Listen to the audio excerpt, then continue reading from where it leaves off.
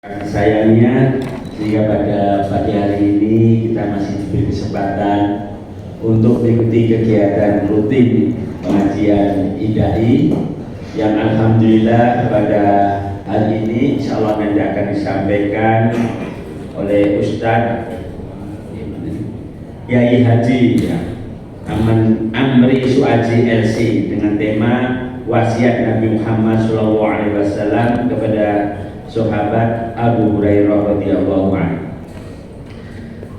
Pengajian pada pagi hari ini diunduh oleh pertama Bu Jumri, Bu Hadianto, kemudian Bu Toni, Bu Tomo, dan Bu Purnomo. Tak lupa pula pada kesempatan ini mari kita sampaikan salam dan sholawat kepada junjungan kita Nabi Muhammad Sallallahu Alaihi Wasallam yang dipuji oleh Allah sebagai rahman alamin. Alhamdulillah pada hari ini juga sudah hadir senior-senior kita ini, alhamdulillah Pak Royo, beserta Ibu tentunya Pak Edi seluruhnya ya. Alhamdulillah juga Pak Sumadiono. Nah, ini yang merintis kalau masalah pengajian ini sebenarnya sudah awal ada beliau zaman kepengurusan kita beliau ini lah. Terus ada tentunya ini sudah nanti menunggu lagi sebentar lagi Ramadan. Monggo Pak Ustaz.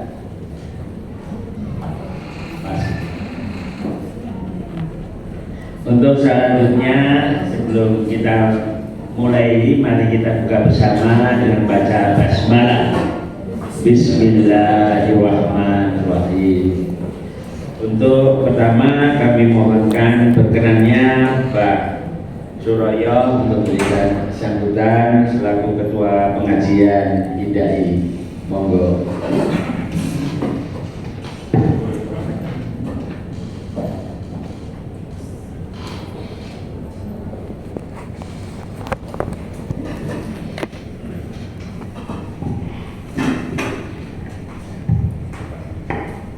Assalamualaikum warahmatullahi wabarakatuh.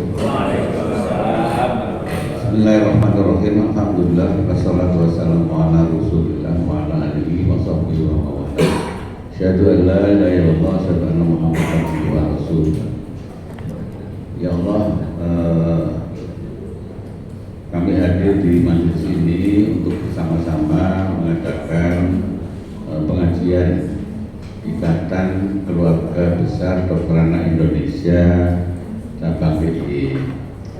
Pertama-tama marilah kita panjatkan puja dan puji syukur kehadirat Allah Subhanahu wa taala atas semua nikmat yang telah Allah curahkan kepada kita sehingga kita bisa hadir di majelis pengajian ini, bisa diberi tetap iman dan Islam dan sehat dan sempat. Karena banyak saat ini di antara kita yang ada gangguan kesehatan, ada juga yang sangat sederhana, bahkan ada yang sampai lockdown. Termasuk mungkin pasien-pasien kita pada saat ini, mungkin dokter yang sebagian paru kalau ada itu sangat hafal betul bahwa saat ini banyak sekali kasus-kasus pneumonia di anak-anak kita, entah pneumonia murni atau ada kaitannya dengan COVID yang beberapa waktu muncul lagi. Untuk itulah kita patut bersyukur kita sehat dan sempat pada saat ini. Salam dan selawat semoga tercurah kepada junjungan kita Nabiullah Muhammad SAW beserta keluarga, para sahabat, para pengikutnya, termasuk kita yang hadir di sini yang dan belum bisa hadir karena sesuatu hal. Yang saya hormati dan terutama saya sangat terima kasih kepada Mas Akil, karena Mas Akil ini sebenarnya yang sebagai pimpinan, tapi berikutnya saya ngusui lah. Kalau saya nggak bisa baca kontak Mas Akil karena enggak beliau standby. Terima kasih juga Mas Sapa, ya, Mas Sapa sekarang sangat aktif, termasuk juga misi pengajian-pengajian di pimpinan besar Muhammadiyah. ada Mas Edi, ada Mas Suma, ada Mas Kiswarjano, beserta ibu yang lain termasuk suaminya Dr. Asri, Dr. Purlaili dan sebagainya. Dan yang lebih khusus lagi, kami sangat berterima kasih pada ibu-ibu senior kami, ibu-ibu kami yang ada Bu Tomo, Bu Pur, ada Bu Toni, Bu Jupri, Bu Anto. Yang jelas beliau adalah guru-guru kami suaminya. Jadi istrinya juga guru kami karena kami kutuke ibu kemana-mana, dan alhamdulillah arisan ikadai atau idai itu juga masih cukup masih cukup terjaga sampai saat ini. Bapak Ibu para jamaah yang dimuliakan Allah, alhamdulillah sambil menunggu Ustadz Amri Suwaji Rawuh, saya cukup menyampaikan bahwa Saudara Rawuh baru di depan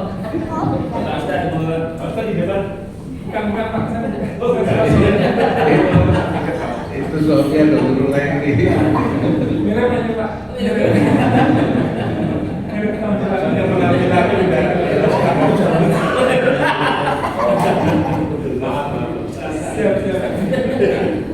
Siap-siap tutup besok ngisi ya. Ya.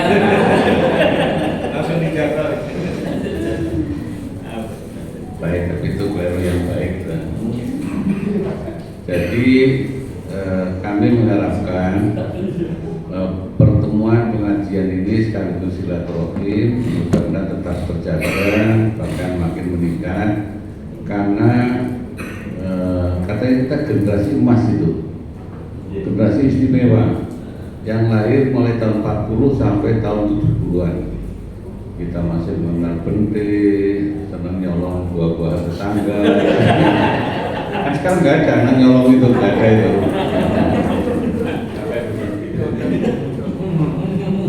Pokoknya istimewa. Sehingga dengan begini sekaligus bisa untuk ya refreshing, ya, bisa untuk bekal tentu saja, sambil sharing kira-kira apa yang harus kita lakukan. Dan kita kewajibannya tidak hanya ke anak saja, tapi mungkin juga memberi nasihat anak kita untuk cucu-cucu kita, termasuk juga ya sharing-sharing apa yang bermanfaat. Tadi juga sudah genang-genang baik dari Dr. Akil, Dr. Kiswarjano maupun Dr. Sabat, gimana apa kita dan kapan mau umroh bersama lagi. Monggo nanti kita pertimbangkan sambil jalan. Kemarin juga Bu Fauziah ada travel bureau ingin presentasi, tapi saya bilang bulan depan saja atau berikutnya saja. Pokoknya nanti kita bisa cari yang terbaik lah, yang terbaik termurah, yang terbaik termurah dan ternyaman. Biasanya kalau mau nyaman itu setelah bulan September, karena sampai bulan Agustus masih panas, kemudian yang nyaman itu sekitarnya Oktober begitu, tapi jangan Desember, karena kalau Desember di sana mahal. Jadi yang mahal adalah pada waktu bulan Desember atau awal tahun dan pada waktu Ramadan.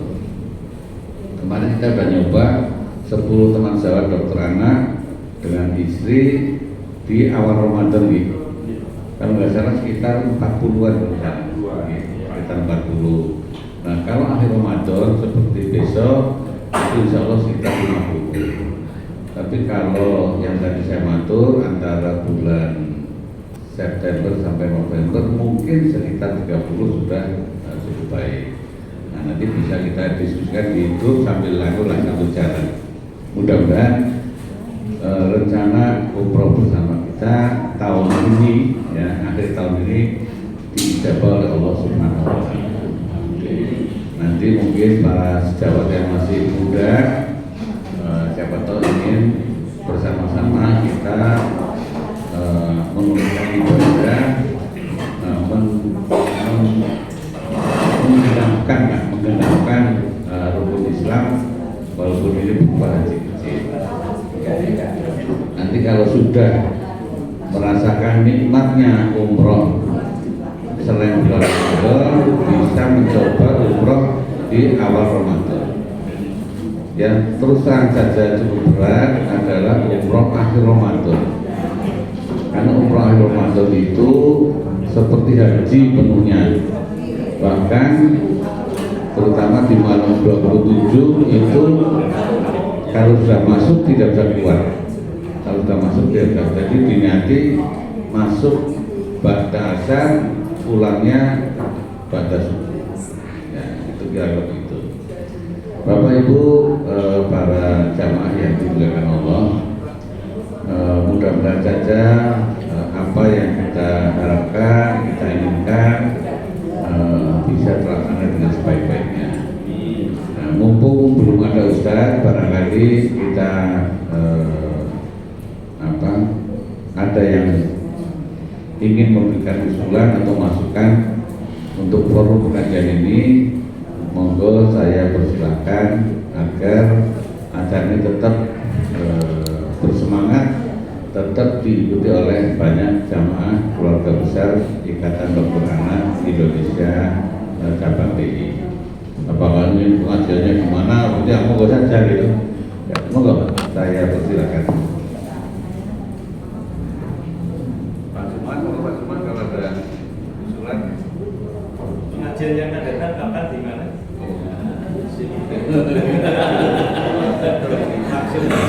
Pengajian di sini. Kalender sekarang tanggal 14. Kalau bisa habis pemilu. Habis pemilu dah. Habis pemilu. Ya, habis pemilu. Pada saat pas Ramadan, menyambut Ramadan. Yang Ramadan tanggal puasa bersama. Akhir Februari. Atau awal Maret. Baik awal Maret atau akhir Februari. Akhir Februari. Kalau akhir Februari hari Minggu tanggal 25. Berapa itu? Kalau 25. awal Maret tanggal 3. Di bagus ya, akhir Februari aja. Akhir Februari ini Biar nanti kan persiapan Ramadan.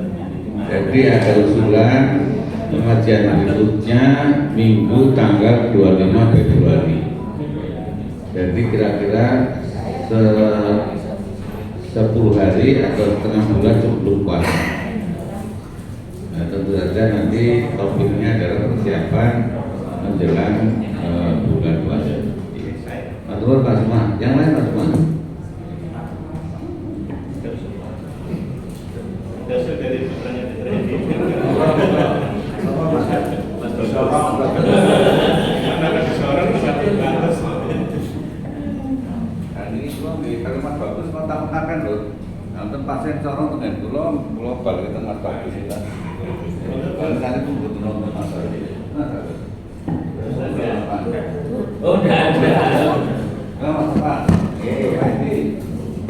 Monggo yang lain ada usulan untuk kegiatan pengajian di bulan Februari, insya Allah tanggal 25 ya. Mudah-mudahan ada kegiatan mantenan ada. Insya Allah. Yang lain. Harus siang. Terima kasih.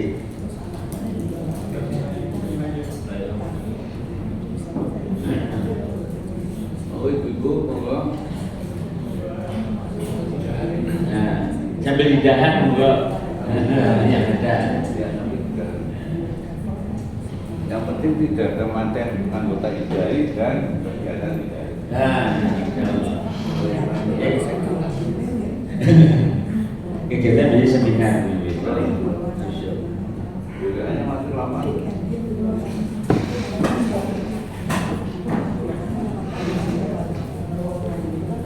Kemudian yang berikutnya kan nanti di Ramadan biasanya buka pesantren lagi ya. Anu IDAI biasanya. Yang terakhir kan dulu di Grand ya. Dapat. Dapat.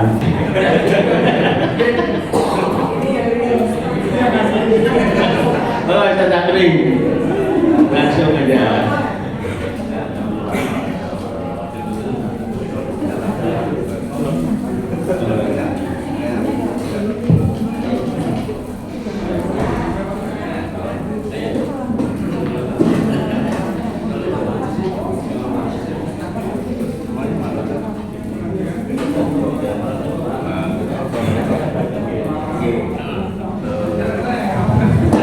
Bapak, Ibu sekalian, sebelum kita meninjak pada acara ini, mohon berkenan kiranya tuan rumah untuk berikan sepatah dua patah kata, monggo.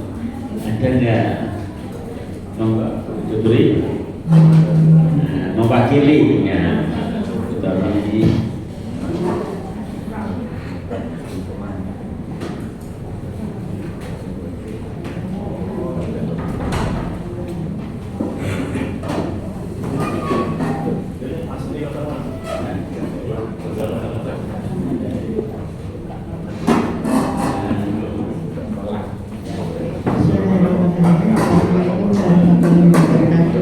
Waalaikumsalam warahmatullahi wabarakatuh.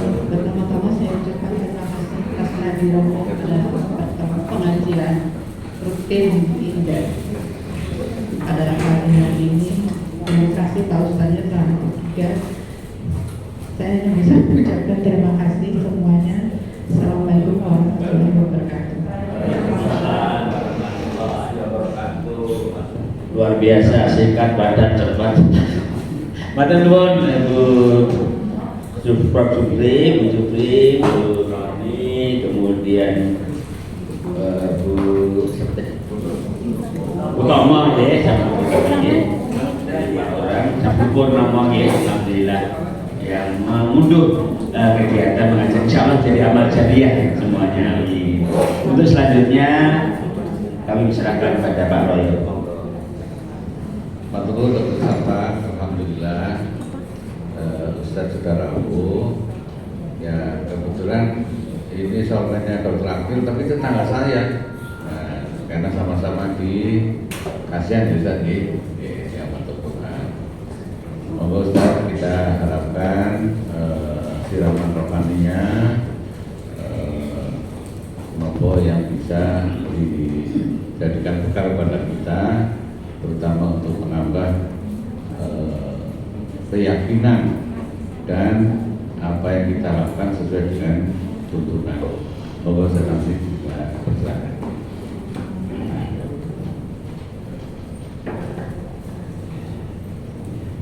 Duluan Pak. Iya. Bismillahirrahmanirrahim. Assalamualaikum warahmatullahi wabarakatuh. Alhamdulillahirabbil alamin wa bihi nasta'inu ala umuri dunya waddin. Wassalatu wassalamu ala asyrafil anbiya'i wal mursalin sayyidina wa nabiyyina Muhammadin wa ala alihi wa ashabihi wa tabi'in wa man tabi'ahum bi ihsanin ila yaumiddin, amma ba'd. Qala Allah Ta'ala fil Qur'anil Karim wa wassa biha Ibrahim banihi wa Yaqub ya baniya inna Allah astafa lakum ad-din fala tamutunna illa wa antum muslimun. Wa qala fi ayatin ukhra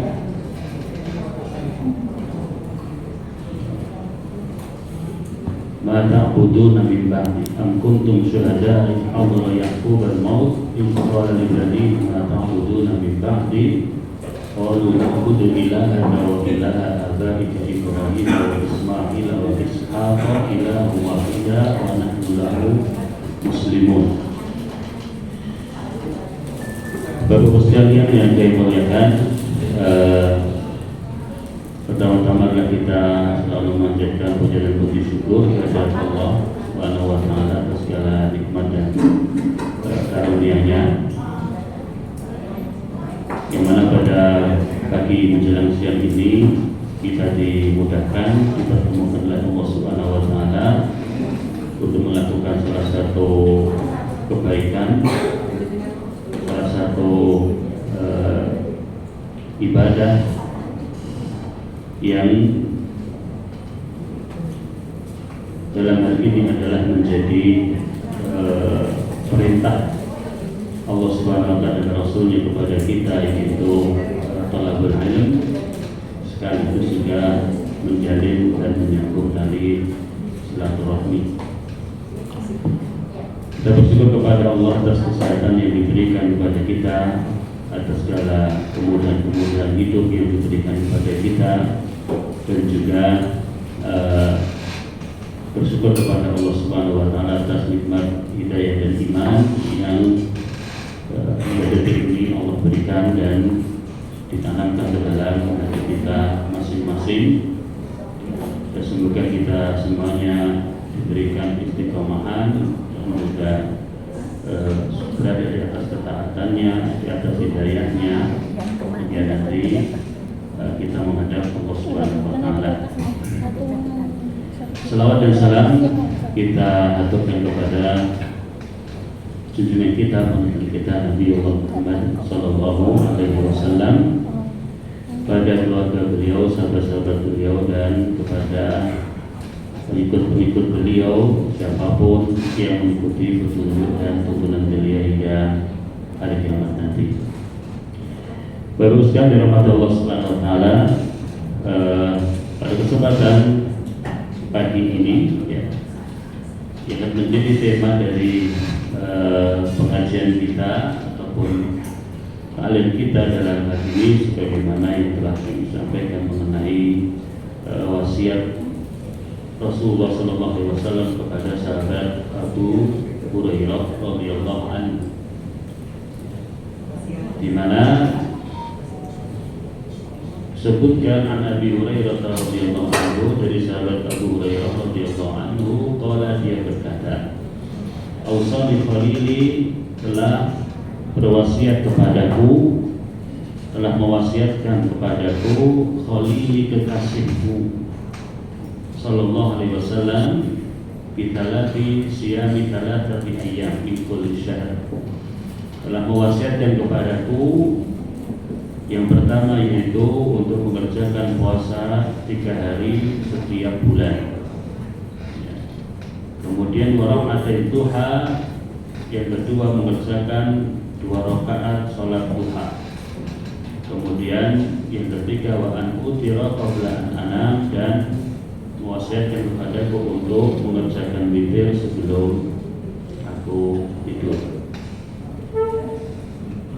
Baguskan dari Allah Subhanahu wa taala, hadis ini dicantumkan oleh Imam Al-Bukhari dan Imam Muslim di dalam Sahihain, dan merupakan satu dari sekian banyak wasiat Nabi yang diberikan kepada sahabat Abu Hurairah.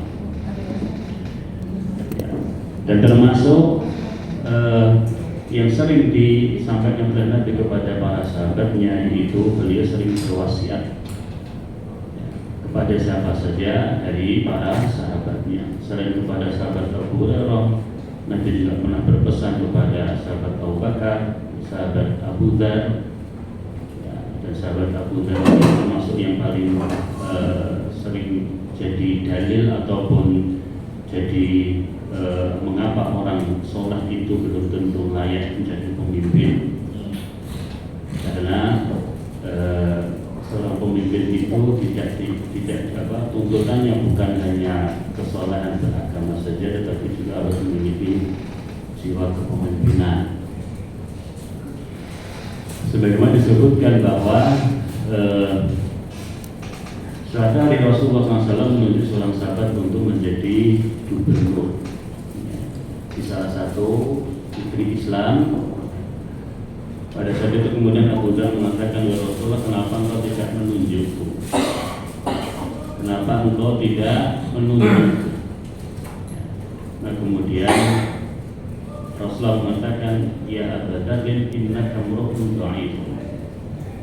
Wahai Abu Dzar, engkau sesungguhnya adalah orang yang lemah.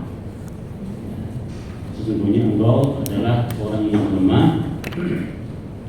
Dan sesungguhnya menjadi pemimpin itu adalah perkara yang sangat berat. Ya, kemudian dia mengatakan, dan sungguh aku mencintaimu ya, untuk mendapatkan apa yang kamu cintai. Artinya bahwa di sini Rasulullah SAW memang tidak menunjuk Abu Dzar sebagai gubernur atau pemimpin di sebuah negeri, dari negeri Islam pada saat itu, karena Rasulullah melihat karakternya sahabat Abu Dzar, yang mana beliau orang yang soleh, beliau yang adalah orang yang baik agamanya. Tapi Rasul melihat bahwa dalam diri Abu Dzar Abu Dhar ini adalah orang yang soleh, tapi soleh untuk diri sendiri. Soleh untuk diri sendiri. Adapun mensolehkan orang banyak, mensolehkan orang lain, itu ataupun mengatur orang banyak, itu bukanlah keahlian sahabat Abu Dhar. Dan inilah yang kemudian Rasul tidak menunjuk sahabat Abu Dhar menjadi pemimpin gubernur di negeri Islam. Dan juga ini dibuktikan dengan ketika Abu Dhar dipersaudarakan ketika di Madinah, ya, Abu Dhar dipersaudarakan dengan Salman Al-Farisi. Ya. Jadi dipersaudarakan dengan Salman Al-Farisi. Nah, ketika dipersaudarakan, Salman Al-Farisi berkunjung mengunjungi saudaranya Abu Dhar. Ketika sampai di rumahnya, Salman mendapati istrinya Abu Dhar ini posisi keadaannya tidak terurus, seperti tidak terawat. Kemudian ditanya oleh sahabat Salman Al-Farisi, mengapa kamu keadaannya seperti itu? Kemudian istrinya Abu Dhar mengatakan bahwa itu loh saudaramu sama sekali tidak punya keinginan terhadap wanita maupun terhadap dunia. Ya, jadi ibadah terus sampai istrinya tidak diperhatikan sama sekali. Nah, kemudian Salman Al-Farisi pun izin untuk menginap di rumah sahabat Abu Dhar. Nah, kemudian ketika di malam hari, ketika beristirahat, kemudian Abu Dhar ini bangun di tengah malam untuk mengerjakan sholat malam. Tapi kemudian Salman mengatakan, ya Abu Dhar, untuk malam ini kamu lanjutkan tidurnya saja, tak perlu sholat malam, kamu istirahat saja. Akhirnya Abu Dhar pun tidak mengerjakan sholat malam. Kemudian keesokan harinya Abu Dhar juga berpuasa, di siang harinya berpuasa. Lalu kemudian Salman mengatakan, Abu Dhar, untuk hari ini kamu tidak usah berpuasa, makanlah. Maka perlakuan Salman ini diaturkan oleh sahabat Abu Dhar kepada Rasulullah SAW. Nah, kemudian Rasul membenarkan apa yang dilakukan oleh sahabat Salman.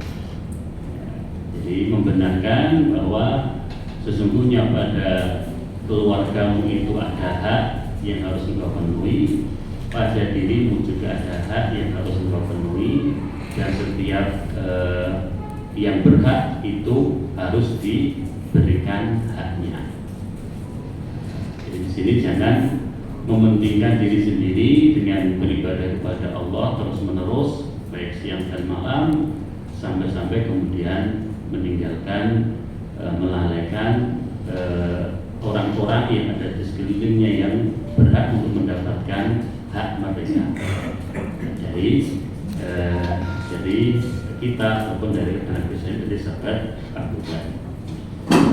Bapak Ibu sekalian dirahmati Allah Subhanahu Wa Taala, itulah 10 kisah tentang wasiat dari Nabi, mengapa Nabi tidak menjadikan Abu Dhar ketika beliau meminta agar dijadikan pemimpin, tapi kemudian Rasul. Nah, dalam hadis yang kita sampaikan tadi dari sahabat Abu Hurairah, ya, tentang wasiat yang diberikan oleh Nabi kepada sahabat Abu Hurairah.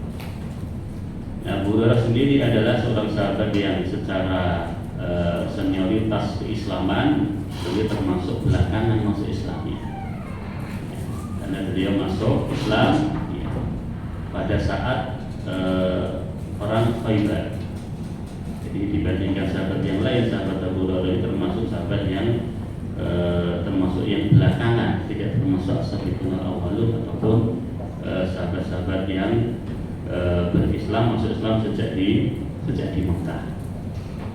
Tetapi di satu sisi sahabat Abu Hurairah juga merupakan sahabat yang paling banyak meriwayatkan hadis. Nah, di mana sahabat Abu Hurairah yang meriwayatkan hadis lebih dari 5.300 hadis. Ya, jadi beliau paling banyak meriwayatkan hadis. Sehingga hal ini pun juga menjadi sebuah diskusi ataupun menjadi sebuah titik permasalahan yang dijadikan oleh sebagian orang yang tidak suka dengan Islam, bahwa itulah Abu Hurairah ya, kenapa bisa jadi sahabat yang paling banyak bacaan hadis, padahal ya, Abu Hurairah itu termasuk sahabat yang belakangan masuk Islam. Ini patut diduga apa yang diriwayatkan oleh sahabat Abu Hurairah itu ya, patut diduga mungkin riwayat-riwayatnya ada yang mungkin ada yang dikarang sendiri, ada yang dibuat sendiri, dan seterusnya. Nah, ini adalah subuhat-subuhat ataupun perang pemikiran yang dilakukan oleh orang-orang yang tidak suka dengan Islam berkaitan dengan sahabat Abu Hurairah untuk membuat kaum muslimin menjadi ragu. Tapi hal ini pun sudah dibantah oleh sahabat Abu Hurairah. Yang pertama bantahannya itu adalah bahwa sahabat Abu Hurairah pernah mengadu kepada Nabi akan mudah lupanya beliau ketika menghafal hadis dari Nabi. Maka kemudian beliau minta doa kepada Nabi, lalu pun Nabi mendoakannya. Setelah didoakan, sejak saat itu beliau mengatakan, saya tidak pernah lupa dengan apa yang Nabi sabdakan, sehingga sekali Nabi bersabda maka aku langsung mengingatnya dan tidak pernah lupa. Yang kedua, sahabat Rasul menceritakan bahwa para sahabat Nabi dalam kesehariannya mereka sebagian besar disibukkan dengan pekerjaan mereka. Ada yang berdagang, ada yang bertani, berkebun kurma, dan kesibukan-kesibukan yang lain. Ya. Sedangkan Abu Hurairah mengatakan beliau tidak punya pekerjaan. Beliau termasuk ahli sufah ataupun orang-orang yang hidup miskin kekurangan. Mereka tinggal di serambi Masjid Nabawi pada saat itu. Sehingga intensitas bertemunya sahabat Abu Hurairah dengan Nabi itu lebih besar. Sangat banyak waktu yang beliau miliki untuk membersamai Nabi. Nah, sehingga inilah kesempatan yang tidak dimiliki oleh sahabat-sahabat yang lain. Nah, makanya Abu Hurairah kemudian mengatakan kalau beliau paling banyak meriwayatkan hadis disebabkan durasi yang sangat lama ketika bertemu dengan Nabi, intensitas yang sangat sering bertemu dengan Nabi. Nah, Bapak Ibu sekalian dirahmati Allah Subhanahu wa taala, berkaitan dengan wasiat yang diberikan oleh diberikan oleh Rasulullah SAW kepada sahabat Abu Hurairah, membahas tentang masalah wasiat. Wasiat itu dalam Islam adalah satu perkara yang dianjurkan. Kalau kita membahas masalah wasiat di dalam Islam, itu biasanya akan tertuju pada wasiat dalam hal membagi harta warisan. Itu wasiat. Biasanya pembahasannya pada bab pembagian harta waris. Tetapi jika kita melihat wasiat secara umum, maka sesungguhnya wasiat itu adalah satu pesan, ya, satu pesan yang diberikan kepada orang, ya, kepada orang lain, yang itu adalah wasiat bisa berisi kebaikan, bisa berisi wasiat untuk hal yang dilarang oleh Allah. Tergantung orang diberikan wasiat. Dan jika wasiat itu berupa kebaikan, maka kita ataupun orang yang mendapatkan wasiat wajib untuk melaksanakan.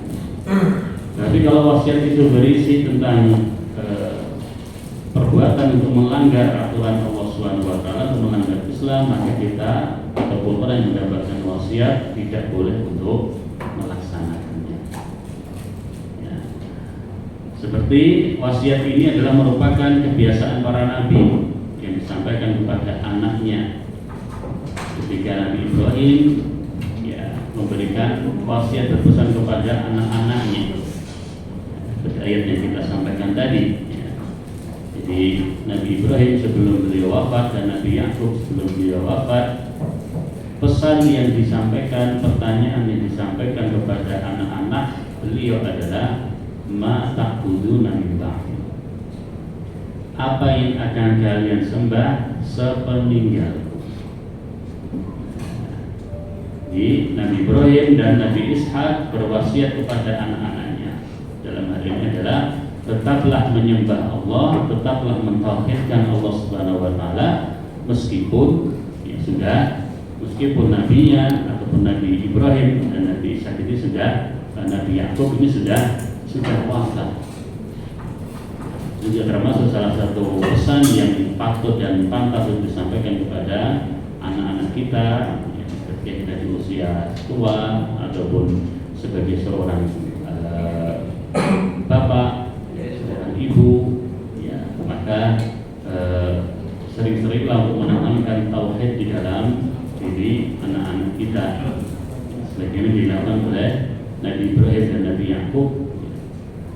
Hadara Yaqub al-maut qala li banihi ma ta'buduna min ba'di. Kemudian putra-putranya mengatakan qalu na'budu ilahaka wa ilaha abika Ibrahim wa Ishaq ilahu wahidah.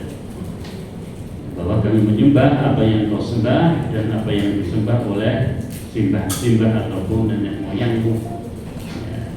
Ya, itu Allah Subhanahu wa taala yang esa. Nah, tapi jika kita membahas wasiat secara spesifik di dalam agama kita, itu masuk dalam bab pembagian harta warisan. Ya. Jadi pembagian harta warisan. Bagian dalam surat An-Nisa Allah katakan bahwa setelah wasiat itu dilaksanakan, mimba diwasiyatin yusi biha audain. Jadi setelah ada wasiat dari orang yang meninggal, nah, maka wasiat itu dilaksanakan terlebih dahulu, audainin atau hutang piutang ataupun hutang yang dilunasi terlebih dahulu. Ya. Jadi wasiat itu bisa umum, ya, perintah-perintah berwasiat untuk kebaikan, dan ini orang yang mendapatkan wasiat wajib untuk mentaatinya. Ya. Seperti misalnya ketika ada wasiat yang baik. Misalnya Pak, ada orang tua berpesan kepada anaknya, wahai anak-anakku, nanti kalau saya meninggal, jangan kamu tinggikan kuburanku misalnya. Jangan dibangun di atas makamku bangunan, ya, karena Nabi melarang misalnya. Dan anakku nanti kalau setelah saya wafat, ya, jadi setelah saya wafat, maka doakanlah orang tuamu ini yang berbuat kebaikan, ya, kemudian lakukan itu yang seterusnya itu mendatangkan kebaikan, maka hendaknya dilakukan. Ya. Tapi kalau wasiat itu melanggar misalnya, dan ini juga menjadi sebuah hal yang kadang dilakukan oleh sebagian muslim, sebagian masyarakat kita. Ketika orang tua sebelum meninggal, dia sudah berpesan bahwa rumah yang saya tinggali ini untuk si fulan, anak saya, untuk si fulan, si A, anak yang paling terakhir. Ya, si fulan, anak yang paling terakhir. Ya. Padahal dalam hal ini, ya, ini adalah harta yang dominan dari yang lain. Nah, maka kalau orang tua akan menghibahkan harta kepada anak-anak, maka ketika orang tua masih sehat, ketika menghibahkan ataupun membagi harta, memberikan harta kepada anak-anak itu, dalam hal ini wajib untuk diberikan secara adil. Nah, selama masih hidup sehat dan itu tidak mempengaruhi ataupun tidak menghabiskan seluruh harta benda. Ya. Tapi kalau kemudian hibah itu ketika orang tua masih sehat, kemudian dia hibahkan sebagian besar kepada anak pertamanya ataupun kepada anak yang paling kecil, sehingga harta itu tinggal sedikit, padahal anak-anak yang lain masih banyak, maka dalam tanah ini, para ulama mengatakan bahwa ini tidak sah dianggap sebagai hibah karena mendolimi hak anak yang lainnya. Ya. Jadi ketika ada wasiat ini, wasiatnya rumah ini ditempati oleh anak, atau misalnya wasiat dari orang tua, nanti kalau saya meninggal rumah ini tidak boleh dijual. Padahal satu-satunya kata peninggalan misalnya tidak boleh dijual. Maka dalam hal ini ketika orang itu sudah meninggal, maka semua hartanya menjadi harta waris, dan orang sudah meninggal sudah tidak punya wewenang dan hak lagi untuk menahannya, untuk menahannya.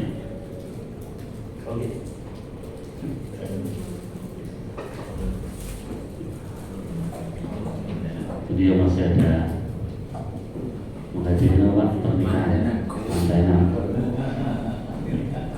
Nah, sana saya di Wonten.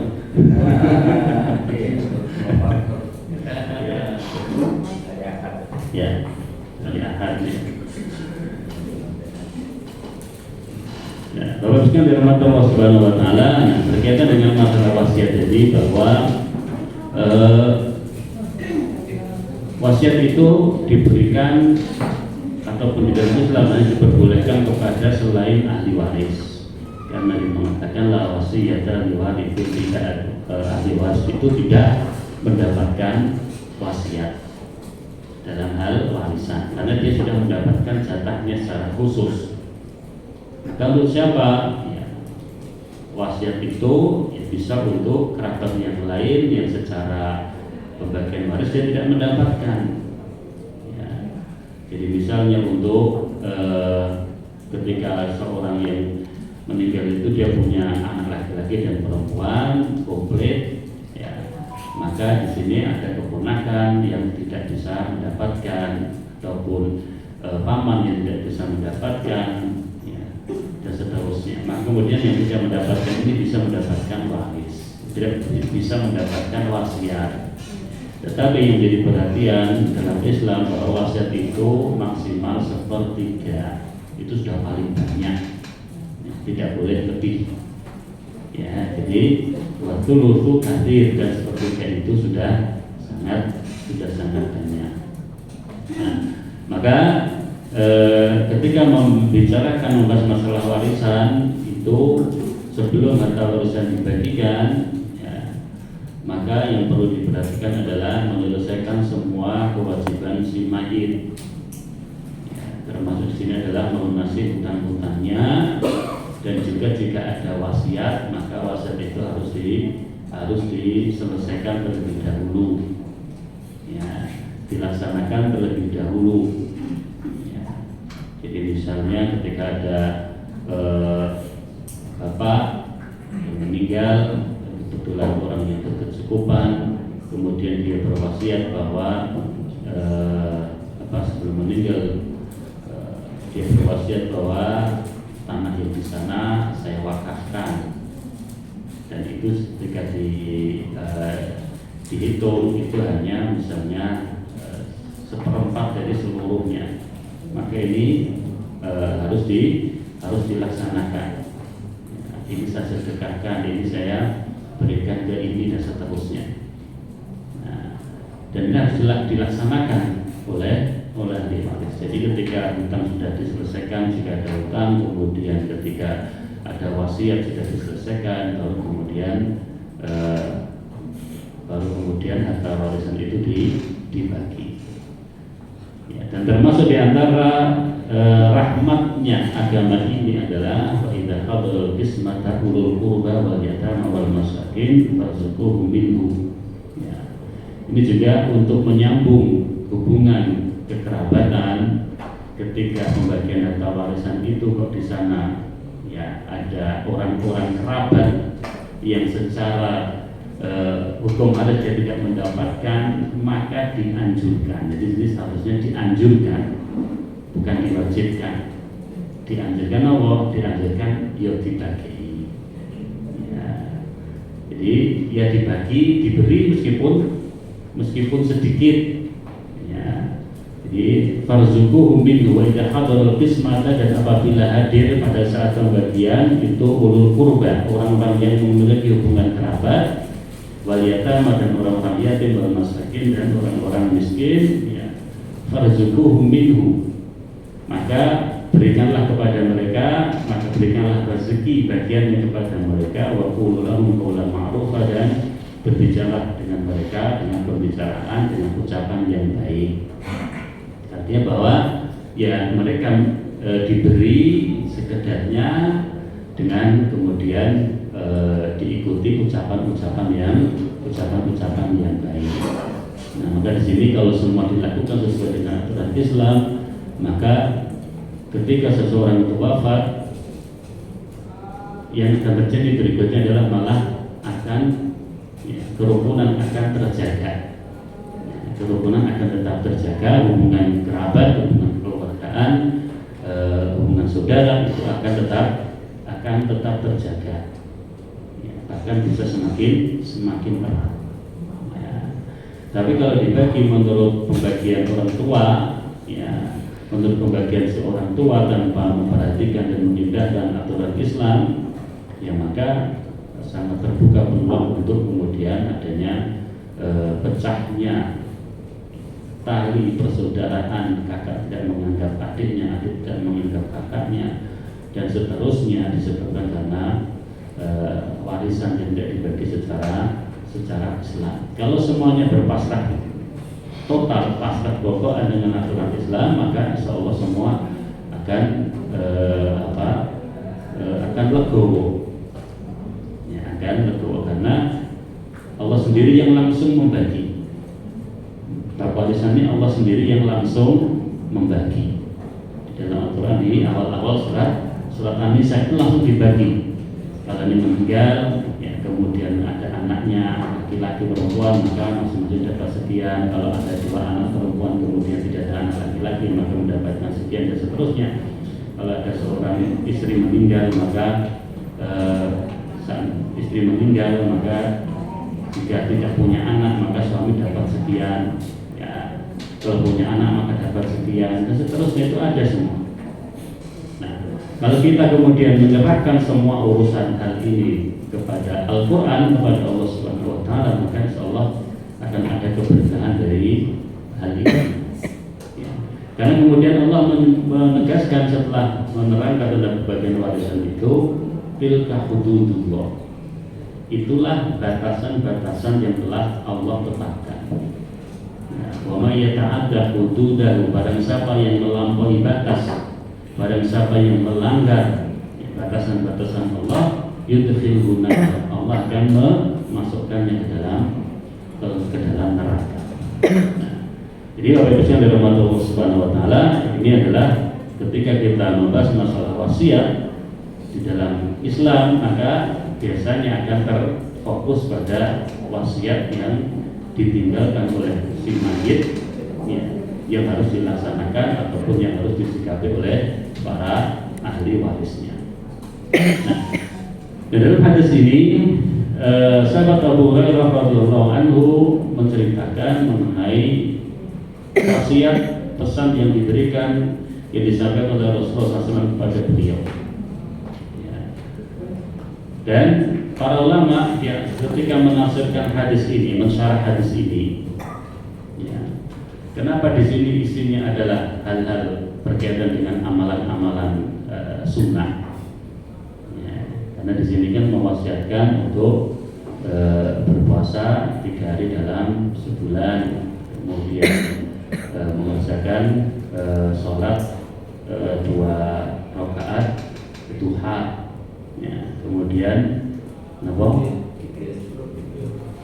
mikir sebulan, berarti nyimak saya ini. Ya. Jadi ini adalah amalan-amalan sunnah yang disampaikan, dipesankan oleh Rasulullah kepada sahabat Abu Hurairah. Para ulama dalam masalah hadis ini, ya, mereka mengatakan bahwa ketika akan berwasiat ataupun berpesan kepada seseorang itu hendaknya melihat siapa yang akan dinasihati ataupun akan diberi wasiat. Ya. Jadi kalau ada orang datang kemudian meminta nasihat, ya, meminta wasiat ataupun pesan-pesan, kalau kita melihat orangnya ini adalah orang yang jarang mengerjakan kewajiban misalnya sholat 5 waktu, maka wasiat pertama adalah jagalah sholat 5 waktu. Ya. Kalau dia sudah sholat tapi jarang berpuasa, tidak puasa Ramadan, maka wasiatnya adalah hal-hal yang wajib terlebih dahulu agar dikerjakan. Ya. Jadi jangan mewasiatkan hal yang sifatnya sunnah kemudian melupakan ataupun melalaikan hal yang sifatnya wajib.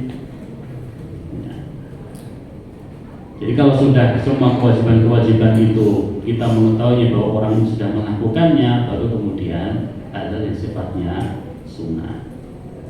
Atau ketika kita melihat, ya, dia seorang muslim, ya, dia juga beragamanya baik, menjaga sholatnya, tapi kita melihatnya ataupun orang ini dikenal di masyarakat temperamen, ya, perilakunya kasar. Maka seperti yang Nabi katakan, Nabi itu ketika datang orang untuk meminta nasihat, ya, meminta wasiat, meminta pesan dari beliau, maka beliau juga orang yang paling mengetahui dengan latar belakang sahabat yang datang menghadap beliau. Maka ketika dia datang meminta nasihat, Nabi mengatakan, jangan marah,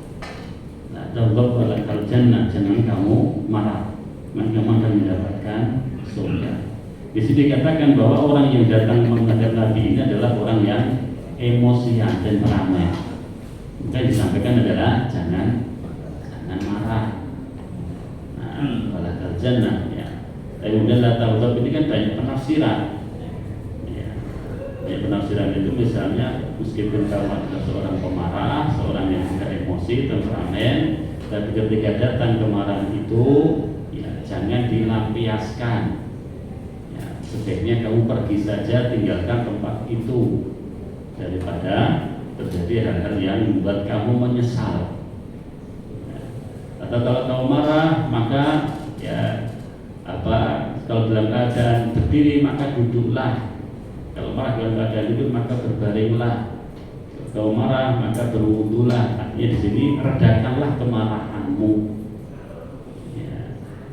Jadi Bapak-Bapak dari Allah Subhanahu Wa Taala sangat penting ketika ada orang datang, ya, minta nasihat ataupun wejangan-wejangan, maka kita perlu melihat latar belakang orang yang datang itu, sehingga kita bisa berikan wejangan ataupun nasihat yang sesuai, ya, yang dibutuhkan oleh orang tersebut. Nah, sahabat Abu Hurairah radhiyallahu anhu dengan kelebihan beliau sebagai periwayat hadis yang paling banyak dari sahabat yang lain, tapi ternyata sahabat Abu Hurairah ini adalah orang yang sulit untuk mengerjakan salat malam. Jadi kalau suruh bangun seperti ke akhir malam itu beliau sulit untuk bangun malam. Ya, jadi dikatakan sebagian ulama bahwa sebabnya karena Abu Hurairah ini setiap malam disibukkan untuk meriwayatkan hadis Nabi. Ya, jadi sibuk sampai larut malam sehingga kemudian tidak bisa bangun malam. Ya, jadi kelebihannya dalam meriwayatkan hadis, ya, jadi setiap malam dia gunakan untuk meriwayatkan hadis, menyampaikan hadis kepada sahabat yang lain. Nah, tapi kemudian itu berdampak dia tidak bisa bangun seperti ke akhir malam. Nah, sehingga kemudian Nabi memberikan solusi itu wa'anku tiro kabalaan anam. Nabi memberikan solusi itu supaya aku salat witir sebelum aku tidur. Namun dari sini juga ada pelajaran pada kita yang dapat kita ambil, yaitu bahwa memang setiap orang itu memiliki kecondongan masing-masing terhadap sebuah amalan, dan kita perlu melihat ke dalam diri kita kecondongan-kecondongan itu. Nah, kalau kita sudah melihatnya maka itu dijaga dan berharap semoga selain dari kewajiban-kewajiban yang telah kita lakukan, dari amalan yang kita jaga karena sesuai dengan passion kita, kecondongan kita, maka kita bisa mendapatkan amalan tersebut. Ya. Jadi ada orang kadang dia mudah berbagi, ya. Ketika dia mudah peduli dengan orang, ya. Maka lakukanlah ini, ya, sebagai sebuah kecintaan dan condongan watak kita, karena ini adalah hal kebaikan. Ataupun ketika kita di satu sisi tidak memiliki harta, tidak memiliki kekayaan yang bisa diinfakkan, tapi kita punya relasi dan punya kenalan-kenalan dekat dengan orang-orang yang bisa membantu orang yang membutuhkan, maka kemudian kita bisa melakukan memaksimalkan apa yang kita miliki itu untuk menjadi perantara, misalnya, ya, perantara dalam menjalankan ataupun melakukan kebaikan, menghubungkan antara orang yang berkecukupan dengan orang-orang yang membutuhkan, ya. Atau kita terkadang, ya, kita melihat dalam diri kita kalau kita ini mudah bangun malam, ya maka itu dijaga. Atau kita merasa bahwa saya ini mudah menahan lapar, ya, jadi gampang ketika lapar itu nahannya gampang, ya, maka itu dimanfaatkan, dimaksimalkan untuk memperbanyak puasa sunnah dan seterusnya. Nah, maka di sini kita Bapak Ibu sekalian untuk memaksimalkan kita sebagai hamba Allah Subhanahu Wa Taala dalam menjalankan perintahnya, dalam melakukan ibadah, maka kita perlu melihat masing-masing kecenderungan kita, dan itu yang kemudian bisa kita maksimalkan. Kita berharap dari situlah itu merupakan salah satu upaya kita, Allah akan memasukkan kita dalam surganya dari amalan tersebut. Nah, dalam hadis ini sahabat Abu Hurairah radhiyallahu anhu menyampaikan 3 perkara, dan wasiat itu jika isinya kebaikan maka pada hakikatnya adalah berlaku untuk semua orang, ya, jadi berlaku untuk semua orang.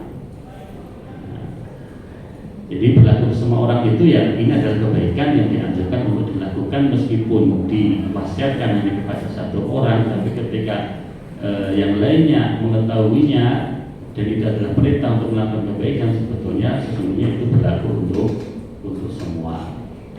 Ya, kalau dalam kaidah yang mengatakan adalah al-ibratu bi umumil lafzi la bi khususis sabab. Jadi yang menjadi acuan itu adalah keumuman lafaz, bukan kekhususan sebab. Ya, jadi keumuman lafaz bukan kekhususan sebab, karena banyak syariat-syariat yang itu turun karena sebab seorang sahabat melakukan ini, seorang sahabat menghadapi kasus seperti ini, kemudian turun ayat. Nah, ini adalah sebabnya khusus, tapi ini menjadi berlaku untuk kita semua karena yang menjadi acuan itu adalah keumuman lafaz, bukan kekhususan sebab. Dan 3 tadi yang disampaikan adalah untuk berpuasa ayyamul bid atau puasa 3 hari dalam sebulan. Nah, berkaitan dengan puasa 3 hari dalam sebulan ini, di sini ada diskusi dari para ulama fikih, apakah di sini asal 3 hari dalam 1 bulan, ataukah 3 hari ini adalah 13, 14, 15. Nah, maka dari diskusi dan argumen para ulama fikih di sini, kami mengambil kesimpulan bahwa yang paling utama memang kalau bisa 13, 14, 15. Kan disebut ayyamul bid disebabkan karena saat itu adalah bulan purnama, kemudian cahayanya putih. Nah, kemudian dinamakan hari-hari putih. Ya, bukan poso mutih, itu bukan posonya orang Kejawen ataupun sebagian orang yang poso mutih itu hanya minum air putih dan makan nasi putih. Nah, ini kan sudah di luar konteks aturan Islam. Nah, disebut ayyamul bid itu karena pada hari-hari itu adalah hari purnama, dan karena purnama itulah kemudian cahayanya berwarna putih dan dikatakan sebagai ayyamul bid. Namun demikian jika kita terhalang, yang ada satu lain hal yang kemudian menghalangi kita untuk bisa melakukannya di tanggal tersebut, maka kita juga boleh melakukannya di luar tanggal itu. Ya, di luar tanggal itu selama masih di bulan yang sama. Ya, meskipun cara afdhaliyahnya adalah di 13, 14, 15. Nah, jadi kalau kita terhalang, kita tetap bisa dan termasuk kategori untuk berpuasa 3 hari dalam 1 bulan. Ya, pada tanggal manapun yang di situ kita mampu untuk melakukannya. Dan ini keutamaannya adalah selain mengikuti perintah Nabi, menjalankan sunnah Nabi, juga yang mengatakan bahwa puasa 3 hari dalam 1 bulan itu seperti kita adalah puasa selama 1 tahun. Ya. Dan juga masuk keutamaan secara umum mengenai ibadah puasa. Yang kedua adalah rakaat duha. Ini juga amalan untuk mengerjakan sholat duha. Dan Rasulullah pun mewasiatkan kepada sahabat Abu Hurairah minimalis, yaitu berapa? 2 rakaat saja. Ya, 2 rakaat saja. Ya. Yang diwasiatkan kepada Abu Hurairah radhiyallahu anhu. Meskipun juga sholat duha itu yang penting dikerjakan 2 rakaat. Ada yang mengatakan maksimal 8, ya, ada yang mengatakan terserah sampai semampunya, ya. Jadi sampai semampunya, serasa dia mampu pengen sholat terus, ya dipersilahkan. Nah, jadi tapi minimal adalah 2 rakaat. 2 rakaat. Kalau masuk hadis yang mengatakan dia benar Adam firqahli 4 rakaatin Afrika yaum, ya. Dalam arti mengatakan wahai anak Adam, sujudlah, sholatlah kalian 4 rakaat di waktu siang, di waktu awal hari. Bisa akan aku penuhi, aku cukupi kebutuhanmu, ya akan aku cukupi pada hari itu. Ya berarti ini adalah 4 rakaat. Ya. Jadi di sini kita tidak perlu kemudian mendebatkan berapa, tapi minimal adalah 2 rakaat. Nah, dan yang paling utama adalah ketika Tarmadul Fisol atau ketika cuaca matahari yang sangat terik, yang paling terik. Dikatakan oleh para ulama yang sangat terik itu adalah ya sekitar setengah jam sebelum masuk waktu zuhur. Nah, cuma kemudian yang menjadi perhatian kita, ya Bapak Ibu sekalian, nah kalau jam kantor, nah, ini kita harus bisa memilah dan memilih bahwa kalau jam kantor ketika kita bekerja, maka kewajiban kita adalah jam kantor itu digunakan untuk bekerja, ya, untuk bekerja. Jadi kewajiban, ini adalah kewajiban. Kemudian kewajibannya tidak boleh dikalahkan dengan sunnah. Nah, maka ketika kita ingin menjalankan sholat duha, ya, kerjakanlah di luar kewajiban, waktu yang menjadi kewajiban kita. Kecuali memang kita diizinkan dan dibolehkan. Ya, memang secara aturan dibolehkan, misalnya untuk sebagaimana kalau pergi ke kamar mandi. Saya pergi kamar mandi karena kebutuhan hajat misalnya dibolehkan, ya sekitar 5 menit atau berapa menit. Nah kemudian itu kita gunakan, maka intinya adalah selama itu tidak melalaikan dari kewajiban kita, ya maka lakukanlah. Tapi kalau itu kemudian dilarang, langsung jam kantor, ya jam kantor, jangan diisi dengan yang lainnya, maka kita harus mendahulukan yang wajib. Atau kalau misalnya kita diberikan waktu istirahat misalnya dari jam 11:30, ya 11:30 sampai 12:30 misalnya, atau setengah jam sebelum sholat zuhur, maka bisa mengerjakan sholat duha pada saat itu, karena memang itu waktu istirahat, dan itu yang lebih utama sesungguhnya, karena itu adalah waktu di mana panas-panasnya waktu duha. Ya. Atau kalau misalnya ini sebelum berangkat, ya monggo. Artinya di sini intinya bahwa amal sunnah itu jangan sampai didahulukan dari kewajiban yang harus kita beri ataupun yang harus kita lakukan. Ya, dan kaitan masalah mengetahui tentang keutamaan-keutamaannya, ya, bahwa ini merupakan salatnya awabin, kemudian yang sebagai ganti kita untuk menyertai setiap persendian kita itu dengan salat duha, dan itu salat yang dijaga oleh, termasuk salat yang dijaga oleh Rasulullah SAW untuk beliau kerjakan. Kemudian yang ketiga adalah wa'an utira qabla an anam, yaitu menjaga salat witir sebelum aku tidur. Ini berlaku untuk orang yang memang dia khawatir tidak bisa bangun malam, seperti yang dialami oleh sahabat Abu Hurairah. Ya. Jadi Abu Hurairah itu kelebihannya banyak meriwayatkan hadis, tapi sulit bangun di sepertiga akhir malam. Ya. Kalau Khalid bin Walid itu suka gelut mulai jadi panglima perang. Karena kecenderungannya ya, kalau dengar suara pedang, suara ini itu tergugah gitu kan, ya, sehingga beliau melakukan apa yang menjadi kecondongan dan kesenangannya. Beliau dikenal sebagai seorang panglima perang yang sangat berpengalaman, dan hampir tidak ada peperangan yang beliau menjadi panglimanya kecuali mesti menang. Sampai-sampai Umar bin Khattab melakukan kebijakan apa?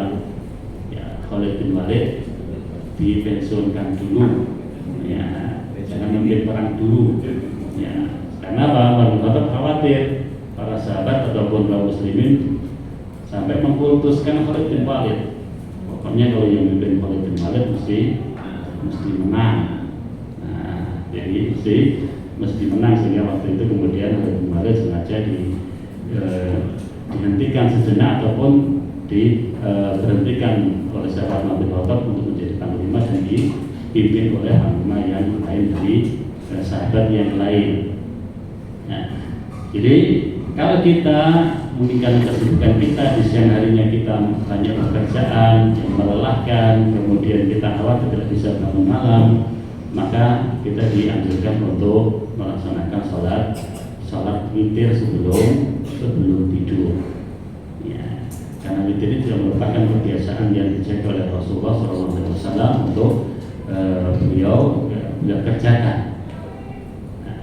Jadi kalau kita khawatir, tapi kalau memang kebiasaan kita mudah bangunnya, ya jam 3, jam 3:30, sejam sebelum subuh sudah bangun, ya maka bisa sholat witirnya dilakukan di akhir malam ataupun sebelum sholat fajar atau sebelum sholat subuh, didahului dengan sholat tahajud. Ya, karena afdhalus sholat ba'dal fardhi qiyamul lail. Seutama-utamanya sholat, sebaik-baik sholat yang paling afdal setelah sholat wajib, yaitu sholat malam ataupun qiyamul lail. Ya, dan di sana banyak keutamaan yang lain, misalnya bahwa seperti akhir malam Allah turun ke langit dunia, kemudian Allah mengatakan jika ada yang meminta ampun maka akan aku ampuni, dan jika ada yang meminta sesuatu maka akan aku kabulkan. Ya. Kemudian keutamaannya juga bahwa itu merupakan amalan yang bisa menyebabkan seorang hamba akan mendapatkan kedudukan maqam mahmudah, ya, kedudukan yang terpuji. Ya. Dan juga saat malam adalah kebiasaannya orang-orang soleh. Nah, kemudian juga secara ini bukan hadis, tapi biar kebiasaannya biasanya oleh saat malam itu badannya bisa lebih sehat, badannya bisa lebih sehat, dan juga biasanya wajahnya lebih bercahaya, lebih cerah. Ya, tapi ini bukan hadis, karena sempat dalam ilmu hadis itu ada yang namanya mudraj. Tapi ini tidak semua orang bisa memahaminya. Jadi ketika ada seorang ulama ahli hadis yang di hadapannya murid-muridnya sedang siap menulis, kemudian ahli hadis mengatakan qala Rasulullah SAW, berhenti di situ untuk memberikan kesempatan murid-muridnya menulis. Nah, ketika sedang menulis ini, tiba-tiba datang sahabatnya ahli hadis ini masuk. Kemudian ada ini mengomentari ya, man hasuna qiyamu bil laili hasuna wajhu bin nahar. Ya, barang siapa yang baik ataupun rutin mengerjakan sholat malam di malam hari, maka wajahnya akan bersinar di siang hari. Nah, yang diucapkan ini adalah untuk mengomentari sahabatnya yang datang, bukan qala Rasulullah kemudian itu hadis. Nah, ini namanya kalau dalam hadis disebut mudraj. Jadi redaksi yang itu sebetulnya bukan bagian dari hadis, tapi itu terucap dan dianggap oleh murid-murid yang menulis itu adalah hadis. Nah, jadi ini sering terjadi.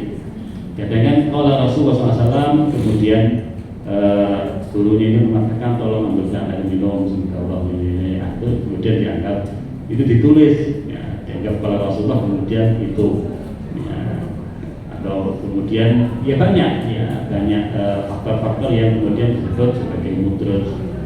Nah, tapi secara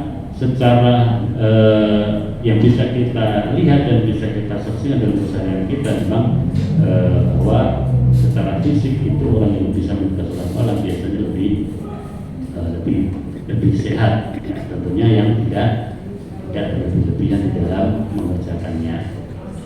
Bapak dari Allah Subhanahu Wa Taala, inilah beberapa wasiat dan sebenarnya ada lagi hadis lain yang itu kaitannya dengan masalah sikap terbaik yang tidak dimiliki oleh seorang hamba, seperti pesan Nabi kepada Hurairah adalah kun wari'an takun abadan nas. Kalau kamu ingin menjadi seorang yang paling ahli ibadah, ya, paling baik, paling taat kepada Allah, maka jadilah orang yang warok. Ya, orang warok itu adalah menghindari yang syubhat karena khawatir jatuh kepada yang haram. Ya, kemudian ridholah dengan apa yang Allah berikan kepadamu, pembagian Allah kepadamu, bisa dapat menjadi orang yang paling kaya, orang yang paling merasa cukup. Itu ridho dengan pembagian Allah kepadamu. Kemudian juga Nabi mengatakan bahwa janganlah engkau banyak tertawa, dan sesungguhnya tertawa itu dapat mematikan hati. Nah, itu ada riwayat lain yang berisi tentang perintah Rasulullah SAW kepada sahabat Abu Hurairah, dan Rasulullah memerintahkan agar itu diajarkan kepada yang lain. Ya, jadi agar itu diajarkan kepada yang lain, maka kemudian Abu Hurairah pun meriwayatkan dan menceritakannya kepada para sahabat ataupun orang-orang sepeninggal Rasulullah SAW. Itu tinggalkanlah yang haram, takutlah kamu kepada yang haram, niscaya akan menjadi manusia yang paling taat. Ridholah dengan apa yang telah Allah berikan kepadamu, dan adalah akan menjadi orang yang paling merasa kaya ataupun cukup. Dan berbuat baiklah kepada tetanggamu, niscaya akan menjadi seorang mukmin yang sebenarnya. Kemudian hendaknya engkau mencintai untuk orang lain sebagaimana rasa cintamu untuk dirimu sendiri. Ya, bisa akan menjadi seorang muslim. Jadi maksudnya adalah kalau kamu suka ini, hendaknya kesukaanmu inilah yang kamu berikan kepada sesama muslim. Ya, bisa akan menjadi seorang muslim yang baik. Kemudian wala tukthiril dhahik, dan janganlah engkau terlalu banyak tertawa, karena sesungguhnya banyak ketawa itu mematikan hati. Ya, dan ada lagi riwayat yang lain, tapi ada beberapa yang juga secara kualitas hadisnya tidak adalah hadis yang dhaif, tapi dua hadisnya adalah hadis yang sahih. Bapak dari Allah Subhanahu Wa Taala, demikian yang bisa kita sampaikan, semoga bermanfaat. Terima kasih atas perhatian, mohon maaf atas segala kekurangan. Wassalamualaikum warahmatullahi wabarakatuh. Waalaikumsalam warahmatullahi wabarakatuh.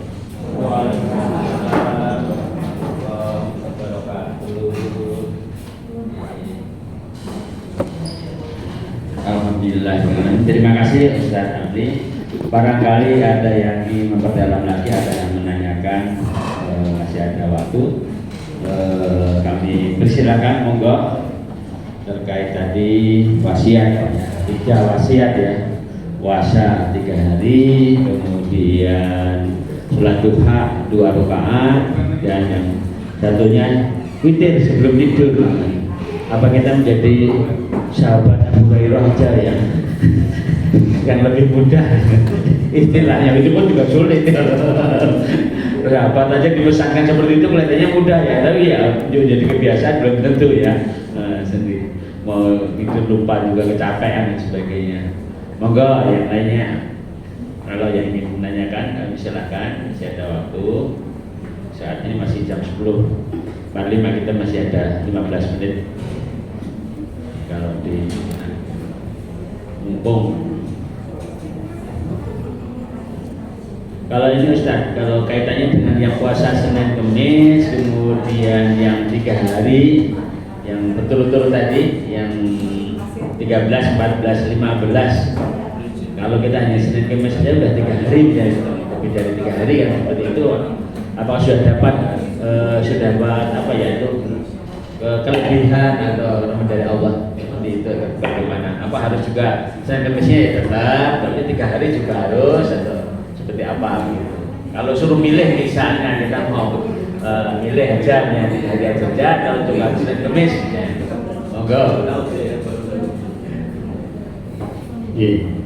Berkaitan dengan Senin Kemis, juga puasa yang disunahkan ya, dan ada keutamaan di sana, di mana Nabi mengatakan bahwa puasa Senin Kemis itu salah satu merupakan hari di mana bahwa hari itu adalah hari dilaporkan catatan amalan dalam pekanan itu Senin dan Kemis, dan Nabi mengatakan aku suka amalku dilaporkan kepada Allah dalam keadaan aku mengerjakan ibadah puasa ya.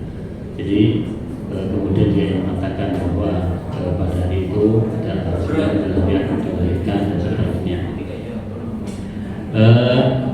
Kemudian kalau Ayyamul Bid ada keutamaannya lagi tadi secara khusus. Maka dalam hal ini mana yang bisa diistiqomahkan. Ya, kalau bisa dua-duanya maka itu sangat baik. Ya, tapi kalau kita sudah terbiasa puasa Ayyamul Bid, sudah terbiasa puasa Senin Kemis, maka itu yang diistiqomahkan. Ya, tingkatan tertinggi dalam puasa adalah puasa Nabi Daud. Jadi sehari puasa, sehari buka. Ya, sehari puasa, sehari buka. Nah, ini juga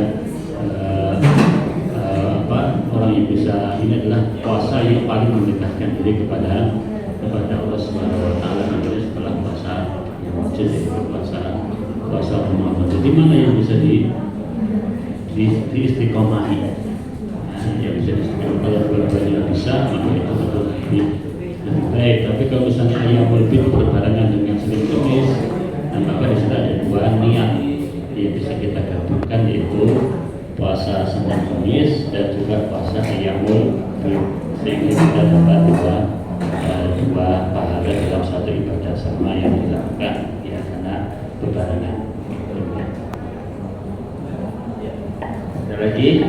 Kalau enggak nyambung lagi satu ya, Ustaz tadi menyampaikan hari Senin itu puasa karena bagaimana diaturkan, tapi juga ada tadi sampaikan bahwa itu di mana aku dilahirkan. Nah sekarang apakah boleh? Nah sekarang hari ulang tahun saya itu saya dilahirkan dulu hari Selasa. Nah, saya puasa hari Selasa karena itu kira-kira bagaimana untuk kan ada yang rame-rame dan sebagainya. Oh dipuasakan. Kalau dulu kan orang tua kita ya, mbah-mbah kita kadang-kadang memperhatikan memuasakan pada hari lahir kita, atau istilahnya apa ya, pas tetonnya apa istilahnya, betonnya, nah yang seperti itu seperti apa Ustaz? Misalnya ya sekarang hari kelahirannya ada itu dulu kira-kira tiap hari ini saya bisa puasa, atau akan menjadi sunahnya seperti itu, bukan sunahnya, apakah diperbolehkan? Nah gitu, sekalian menguruskan badan kan bisa, nah itu monggo Ustaz. Baik. Ya ini jadi salah satu alasan ya, bahwa untuk memperingati hari lahir adalah dengan puasa, karena Rasulullah SAW melakukan ini. Karena beliau mengatakan bahwa dari Senin ini beliau dilahirkan sehingga kemudian beliau berpuasa. Nah, maka dalam hal ini yang dilakukan oleh masyarakat kita biasanya kalau memperingati hari lahir itu, jadi hari dilahirkan bukan tanggal aku dilahirkan. Ya, jadi itu adalah hari aku dilahirkan, bukan tanggal aku dilahirkan. Ya, tidak apa kemudian ketika pas hari ulang tahun kemudian kita mengkhususkan untuk berpuasa, ya, Nabi mengatakan hari dilahirkan. Ya, jadi bukan tanggal. Kemudian yang kedua, dalam hal ini ketika kita ingin mewajibkan kita, ya, ketika kita ingin mewajibkan diri kita melakukan satu ibadah, maka ketika kita mewajibkan diri itu, kita harus bisa menghadirkan dalil dalam hal ini, ya, bisa menghadirkan dalil dalam hal ini, ya, sehingga ketika kita kemudian berpuasa dengan alasan sebab, ya, dan mana sebab itu tidak dituntunkan dalam agama kita, ya, maka kita tidak boleh untuk menyimpulkan sendiri, ya, tidak bisa menyimpulkan sendiri sebagai acuan untuk melakukannya. Adapun kemudian orang tua kita menguasai kita di tanggal ataupun di hari kita dilahirkan, ya, beton dan seterusnya, maka ini bisa kita lihat dari dua sisi. Dua sisi itu adalah, kan biasanya kalau orang-orang tua kita dulu, saya nggak tahu orang tua sekarang, itu biasanya istilahnya anaknya ditirakati, jadi ya, rela untuk hidup susah agar anaknya bisa jadi orang berhasil. Nah, maka dalam hal ini masuknya bab bertawasul dengan amal soleh, ya, bisa dimasukkan dalam tawasul dengan amal soleh. Artinya bahwa ketika kita mengambil kondisi-kondisi agar doa kita dikabulkan, salah satunya adalah ketika kita sedang berpuasa. Nah, ketika kita sedang berpuasa, itu adalah kondisi yang sangat ideal untuk berdoa mohon kepada Allah, terutama pada saat berbuka, ya. Maka di sini kita berpuasa itu tujuannya adalah apa? Berdoa kepada Allah, supaya bisa berdoa kepada Allah dalam kondisi yang paling ideal, yang mana potensi dikabulkannya itu lebih besar daripada di waktu yang lainnya, ya. Atau bertawasul dengan amal soleh saya lakukan, ya, saya lakukan dengan harapan Allah akan mengabulkan permohonanku. Ini boleh, ya. Tapi kalau kemudian itu menjadi sebuah kewajiban, keharusan yang kemudian ketika kita tidak melakukan dan merasa berdosa, ini kemudian menjadi sebuah masalah yang menjatuhkan kita dalam perbuatan yang tidak dituntunkan di dalam agama. Nah, jadi maksudnya di sini adalah dalam hal mengidealkan diri agar doa dikabulkan. Nah, salah satunya adalah dengan ini, ya. Demikian, Pak. Alhamdulillah, ya, tercerahkan ya semuanya. Jadi tujuannya baik, tapi juga harus ada dasarnya, ya, dari sisi tuntunan memang seperti itu. Terakhir, mohon kalau ada lagi cukup, ya, Bapak sekalian. Kalau tidak ada, terima kasih Ustaz Hamdi atas waktunya yang telah diluangkan sehingga bisa berkenan untuk mengisi pengajian. Untuk itu mari kita akhiri dengan kita mengaminkan doa yang akan dilakukan oleh Ustaz. Monggo Ustaz. Bapak Ibu yang dimuliakan, dari kita berdoa kepada Allah Subhanahu Wa Taala untuk kebaikan kita, kebaikan keluarga kita, kebaikan orang tua kita, dan kebaikan kaum muslimin secara umum. Terus semoga Allah Subhanahu Wa Taala mengabulkan dan menjabai apa yang kita minta, kita mohonkan. Allah memberikan kesehatan, istiqomahan, dan hidayahnya agar kita selalu berada di atas tuntunannya. A'udzubillahi minasyaitonirrajim. Bismillahirrahmanirrahim. Alhamdulillahirabbil alamin. Hamdan yuwafi ni'amahu wa yukafi'u mazidah ya rabbana alhamdu kama yanbaghi li jalali wajhikal karim wa 'azimi sultanik. Allahumma shalli ala Muhammad wa sallim wa radhiyallahu ta'ala an kulli sahabati Rasulillah ajma'in walhamdulillahi rabbil alamin. Allahumma inna nas'aluka bi anna nashhadu annaka Allah la ilaha illa antal ahadus samad alladzi lam yalid wa lam yulad wa lam yakul lahu kufuwan ahad.